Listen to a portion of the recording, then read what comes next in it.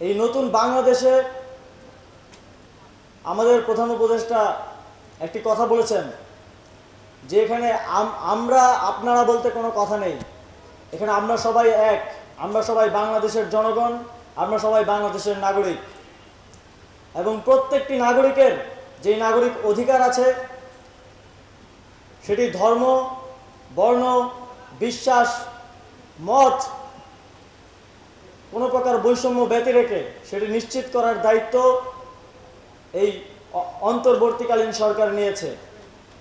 স্বাধীনতার ঠিক পরবর্তী মুহূর্তেই যখন কোনো সরকার ছিল না, 8ই আগস্ট পর্যন্ত কিছু দুষ্কৃতিকারীরা আমাদের এই স্বাধীনতার, আমাদের এই অর্জনকে ম্লান করার জন্য বিভিন্ন জায়গায় মন্দিরে হামলা করেছে। কিন্তু আপনারা দেখেছেন এদেশের